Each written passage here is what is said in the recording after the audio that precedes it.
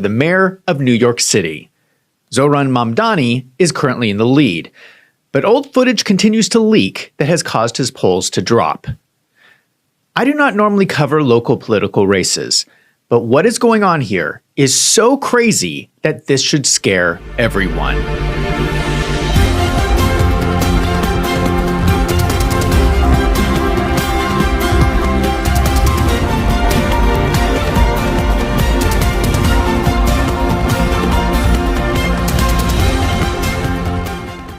Mamdani claims to be a Democrat socialist, but in my opinion, he is a communist.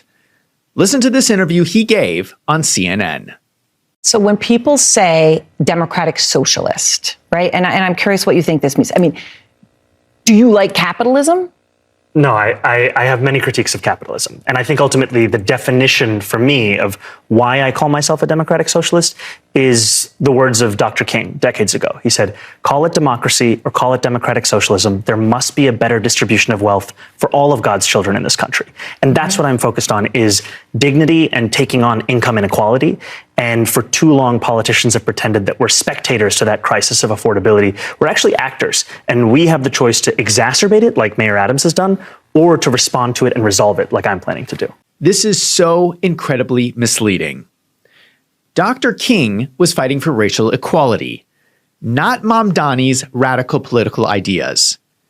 Dr. King gave sermons like, Can a Christian be a Communist?, where he critiqued communism. Here's what Donald Trump had to say. He's not a socialist. He's a communist, okay? This is not a socialist, man. This is a communist. I don't like to see a communist become mayor, I will tell you that. I call him my little communist. He's my little communist mayor. We should never be in a position where we're talking about a communist. We're going to end up with a communist mayor. It's not even believable, my beautiful New York. I think if a communist takes over New York City, I think that's a gift to the Republican Party. Last time you were on this program, you were unequivocal in saying you do not like capitalism. But Trump, just in those remarks there, I counted, called you a communist 8 times. Are you? No, I'm a democratic socialist. I've said that time and again. And I think it reflects the fact that whereas that identity would have been enough for Donald Trump in the past, now he doesn't even want to use that because he knows that the message of my politics is one that is connecting with New Yorkers across the 5 boroughs. Mamdani continues to claim he is not a communist. He claims he's a democratic socialist. I don't care what label he's trying to use. If all of his ideas are communist, that makes him a communist. Let me show you what they are not telling you about on CNN. My platform is that every single person should have housing. And I think faced with these two options, the system has hundreds of thousands of people unhoused, right? For what? And if there was any system that could guarantee each person housing, whether you call it the abolition of private property or you call it, just a statewide housing guarantee, it is preferable to what is going on right now. And I think that people try and play like gotcha games about these kinds of things. And it's like, look, I care more about whether somebody has a home. Here he calls for the abolition of private property. He wants to lower rent prices by having the government seize people's private property. Then there is this clip. This journey and understanding that it is socialism that we are fighting for this moment right now, right? If we're talking about the cancellation of student debt, if we're talking about Medicare for all, these are issues which have the groundswell of popular support across this country. But then there are also other issues that we firmly believe in, whether it's BDS, right? Or whether it is the end goal of seizing the means of production. He describes his end goal as seizing the means of production. I don't care what he calls himself. You don't get any more communist than this. This is textbook communist philosophy on how to run the government. I am shocked that people do not realize what he is saying. Seizing the means of production means taking away your property by force so that the government can redistribute it. Let me explain to you what has happened in every communist country. They round up the business owners and they kill them. Once they have killed off all the best and brightest people, the nation will fall into famine when nothing works anymore and millions die. I'm not joking about this. This is like if the Democrats decided that they did not like Elon Musk. So they arrest him, kill him, and take all of his money to distribute it amongst themselves. Now you might ask, why do people keep trying communism when it never works? Because the small select group of people at the top get incredibly rich. Vladimir Putin is one of the richest men in the world. Some estimates say he is worth $200 billion. Reports out of China estimate Xi Jinping's wealth at over $1 billion. Now ask yourself, why is it that these government officials with small salaries have amassed such enormous amounts of wealth? Communism is a scam that ends up creating enormous human suffering. Now, to be fair, Mamdani denies all these allegations and claims he's not going to actually follow through on all his previous communist statements. So let's look at what he says he wants to do as mayor. He wants to start opening government grocery stores.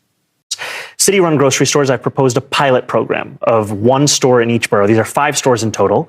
The total cost of this is $60 million. This is less than half the cost of what the city is already set to spend on a subsidy program for corporate supermarkets that has no guarantee of cheaper prices or collective bargaining agreements or even accepting SNAP or WIC. So you're not looking at some like Soviet Union grocery stores on every corner that are going to be run by the government. No, what I'm looking at is how to solve the very clear twin crises of affordability when you go to the grocery store and food deserts, which disproportionately impact Black and brown New Yorkers across the 5 boroughs. This is communism, and it's a horrible idea. Do you remember the last time you went to the Department of Motor Vehicles? Did you enjoy the experience? Did you have to wait in line for a long time? Now imagine that you had to get your groceries from the same people who operate the Department of Motor Vehicles. It's going to be a disaster. In fact, we have had other cities who have already tried this and failed miserably. It's clear this Sunfresh at 31st and Prospect is struggling. This is the first section people see when they come in. There's barely any produce. A lot of the coolers and shelves around the store look the same way, empty. So shoppers have been asking us, if the store isn't closing, then where's all the food? A rotten smell comes through the door, and anywhere you turn, you'll see products that need to be restocked. No hot food or deli. I watch people walk in and walk out. The grocery store has received financial assistance from the city, but has been unable to keep those shelves stocked in an area that in the past has often been referred to as a food desert. Around here, a good thing don't last too long. This is what it looks like when the government runs your grocery store. Here's a photo from a food line outside a grocery store in Soviet Russia. What would happen is the grocery store would receive a limited number of items, and you would have to stand in line to receive your portion of bread. Why are the people of New York voting for this? The government does not know how to run a grocery store. Mamdani doesn't know anything about grocery stores. In fact, Mamdani has not run any sort of large organization in his life. People who actually run grocery stores in New York are furious. Here's one bodega owner. Would one grocery store in each borough put bodegas out of business? Cancer starts with a small cell in your body. And if you don't extract it, it spreads. You start with one idea like this, a foolish idea, it may spread. And we don't want it to get to that. If he decides that one store worked, maybe 2 stores would work, maybe 100 stores will work. And if you let him spread his ignorance, because this is being ignorant, really, then we have a huge problem. Why is it ignorant? It's ignorant because most bodega owners are immigrants. They come from very poor countries, and they come here to try to make a living and do the right thing by the city. A bodega is not just where you sell food. They're also community centers. So if you're able to infiltrate government into the private sector, you're basically ruining the dreams and the spirits of all these small business people who have risked everything they have, borrowed everything they could borrow to open their small business. It doesn't make sense because not only will it hurt the people he claims he's trying to help, he's going to drive a lot of these businesses out of business, or he's going to scare people. It's like people are scared of ICE. It's like people are scared of people like Mamdani that will come in and start opening up businesses and giving food away and competing with those that have invested their money into their small business. Once the government comes in with a grocery store, that is competition. The government is taking away customers from all the private businesses. Mamdani said in his interview that he's going to spend $60 million. How many of these small business owners are going to be able to compete against $60 million? That means that private businesses are going to go bankrupt, which means the government will need to expand to even more grocery stores. And that is the real goal. If you want food to eat, you're going to have to go through the government. And if you speak up against Mamdani, guess what? No food for you. Why are the people of New York voting for this? I could not figure it out until I saw this video. No, I think it's cool that he's raising taxes because he wants to give us free like healthcare and shit. You know, he supports. It's not free if he's raising your taxes. Yeah, it's not free. Yeah, but I think that's cool. I do dumb shit. I mean, the problem people get mad. People get mad about the raising taxes for free healthcare because they're like, well, I'm not getting healthcare. Like I don't need. But like I feel like I do dumb shit and I'm gonna need the free healthcare. So I think it would be. But if you're paying less in taxes, you can choose what healthcare you want and get better private health care. Yeah, but I don't know where I'm going to end up on like Friday night, so I kind of just got to... I get it. It's more like a lottery for me. No. This guy sounds like an idiot. He is voting for what he thinks is free stuff, but not really thinking about the consequences. If there's anyone watching this from New York, please comment down below. Are people there really this dumb? If we look at the statistics, the reason that Mamdani is ahead in the polls is because he has massive support from college-educated voters. He is getting 57% of college-educated voters. My question is, what are they teaching in college these days? How do these students not know about communism? If there's any lesson that we can easily learn from history, it is how horrible and destructive communism has been. Enormous amounts of people have died in the most excruciating, painful deaths because of communism. Whether we're talking about Russia, China, North Korea, Cuba, we see the same thing every time. So in case you're one of these college students, I will show you what I'm talking about. This is a man explaining what life in communist Cuba is like today. I want to talk about what the government considers helping its citizens.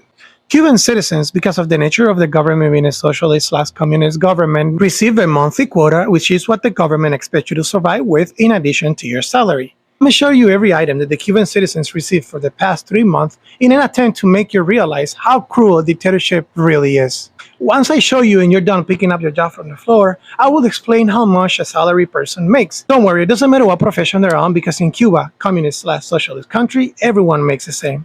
Then I will compare it to the cost of living in Cuba. In the month of June, 1 bag of lentils per person was given. This was supposed to last them a whole month.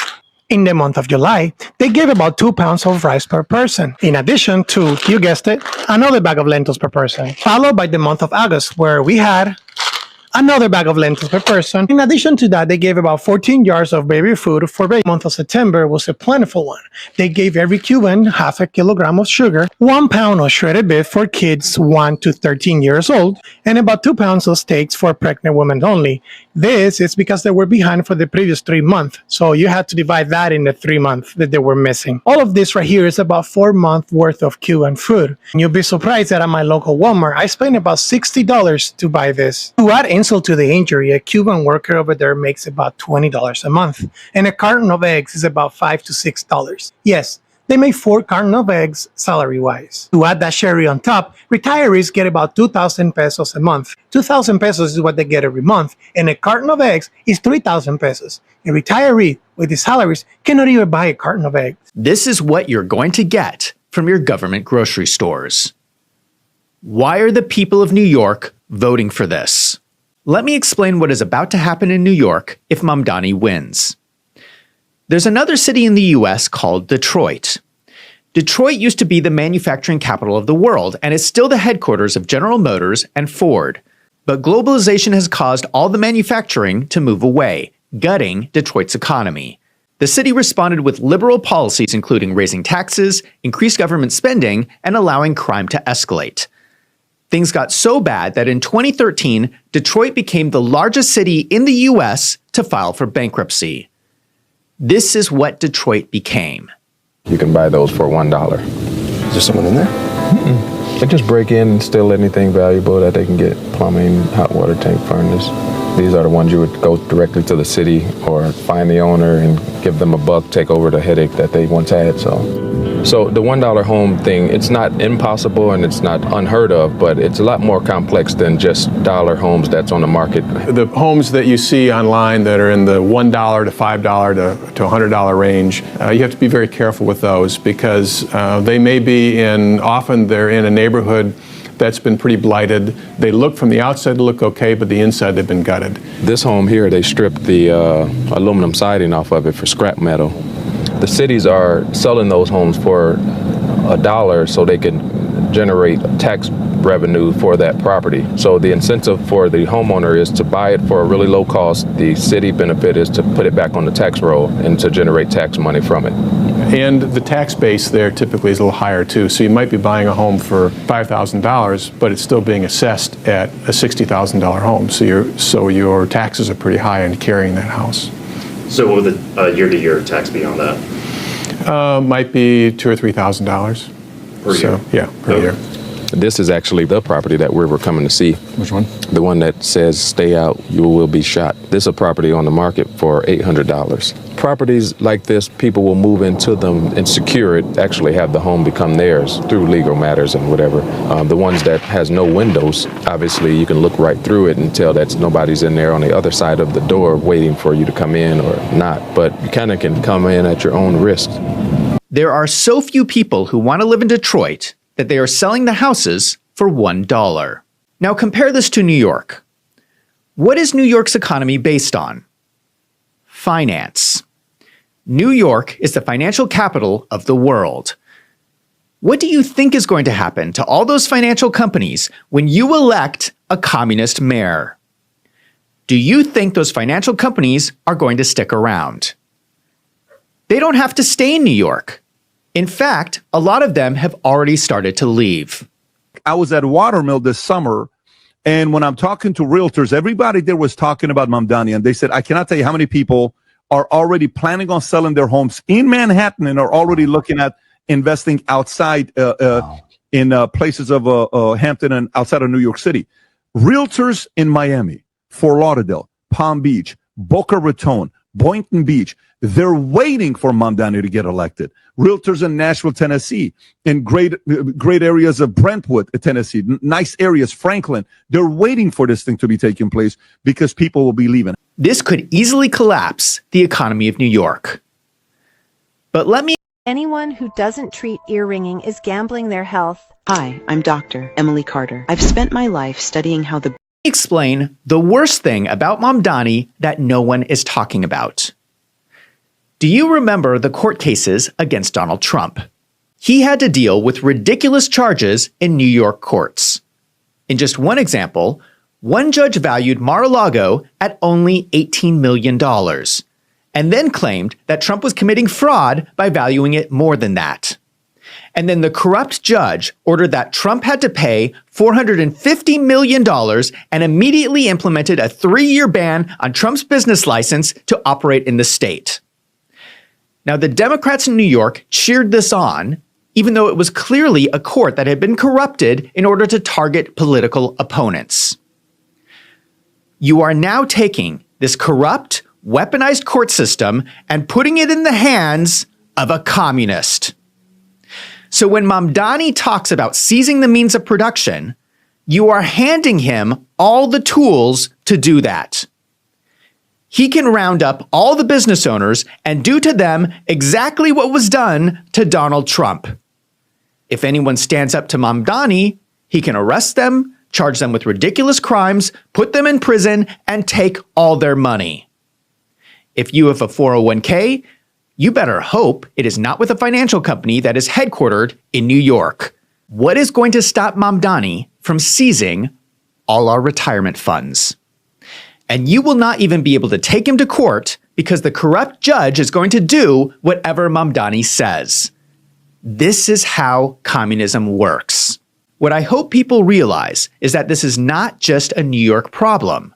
Similar people are being elected as mayor in major Democrat cities across the country. About that. Free lawyers for illegal immigrants, and there's more where that came from. But he's not the only one. Across the country, there are more. Two more examples. In Minneapolis, Omar Fateh is running. He wants to fund non-police programs, keep homeless encampments, and stabilize rent. You hear that a lot from the socialists, and you can understand why. Rents are high. This one's interesting. In Seattle, Katie Wilson is running for Seattle mayor. She wants a bond for affordable housing. She wants to install city-owned solar panels and fund alternative crisis responses. She lives in a 600-square-foot apartment that she rents with her husband, and they have a small child there. She's running against another Democrat who is like, wait, I'm diverse. I've made incredible gains through my own hard work. But she is in the lead. This is a rally with Mamdani and the New York governor with the crowd chanting, "Tax the rich."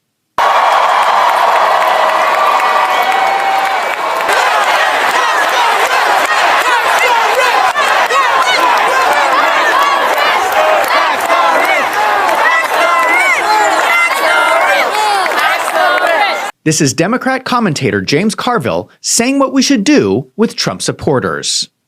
You know what we do with collaborators, right? And my fantasy dream is that this nightmare ends in 2029, and I think we ought to have radical thing. I think they all ought to have their heads shaven. They should be put in orange pajamas, and it should be marched down Pennsylvania Avenue, and the public should be invited to spit on it.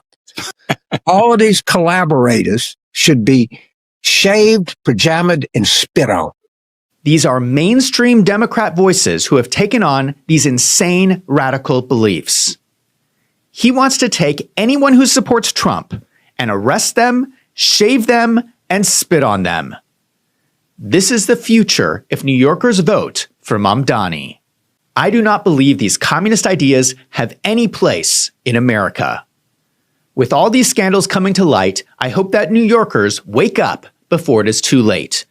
Because either Mamdani is done or New York is done. Now I want to hear from you.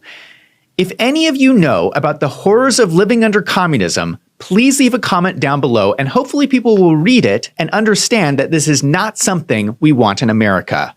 And if you like this video, don't forget to hit that subscribe button so you don't miss out on future videos. If you found my videos helpful, consider signing up for a membership on my website, wolvesandfinance.com. For $6 a month, your support helps me to keep making these videos. Thank you to everyone who has signed up. I'm Zach from Wolves and Finance. Thank you for watching.